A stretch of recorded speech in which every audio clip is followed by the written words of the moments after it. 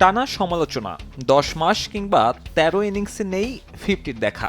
দলের অভিজ্ঞতম ব্যাটারের এমন ফর্ম প্রশ্ন তোলে তার জায়গা পাওয়া নিয়ে। তখনই মুশফিকের ভাগ্য বদল হলো তারই সবচেয়ে পছন্দের ভেন্যুতে। ১২তম সেঞ্চুরি, লঙ্কানদের বিপক্ষে চতুর্থ, ঘরের বাইরে দ্বিতীয় সর্বোচ্চ রানের মালিক। এত সব রেকর্ড মুশফিকের একান্ত। তবে গল টেস্টে তার নিজের থেকে আলোচনায় বেশি শান্তকে নিয়ে গড়া চতুর্থ উইকেট জুটি। গলের চতুর্থ উইকেটে সর্বোচ্চ রানের জুটি গড়তে শান্ত মুশির প্রয়োজন আর ১২ রান।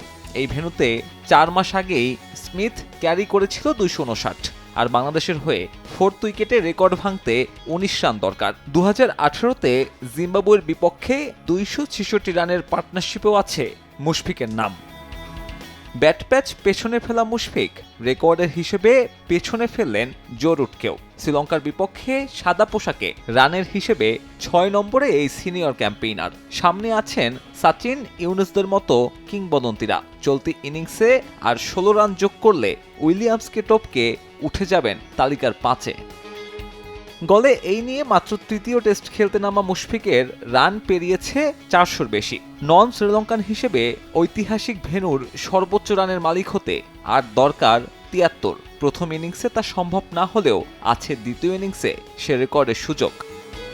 গলে ভাগ্য বদল হয়েছে শান্তরও। ২০২৩ সালে কিউইদের বিপক্ষে নিজের সবশেষ সেঞ্চুরির পরে ২০ ইনিংসে গড় মাত্র ২৩। ১৯ মাস পরে ৩ অঙ্কের ম্যাজিক্যাল ফিগারে পৌঁছালেন টাইগার অধিনায়ক। তার জন্য ইনিংসটা বেশ গুরুত্বপূর্ণ। শ্রীলঙ্কা সিরিজের আগ মুহূর্তে টি-20 আর ওয়ানডের অধিনায়কত্ব হারানো শান্তকে নিয়ে সমালোচনা বেশ ভালোই হচ্ছিল। তবে পছন্দের গলে খেলতে নেমে সেসব সমালোচনা পেছনে ফেললেন এই টপ অর্ডার। টেস্টে তার ক্যারিয়ার সেরা ইনিংসটাও লঙ্কা দ্বীপে ২০২১-এ পাল্লিকেলেতে ১৬৩ করেছিলেন তিনি। ব্যাটিং পজিশন নিয়ে আলোচনা ছিল, তবে শান্ত সফল হলেন ৪ নম্বরেই। ৩৬ টেস্টের ক্যারিয়ারে সর্বোচ্চ গড় এই পজিশনেই। শান্তর জন্য দায়মুক্তি। আপাতত সাদা পোশাকে তার উপরে ভরসা রাখতে পারে টিম ম্যানেজমেন্ট।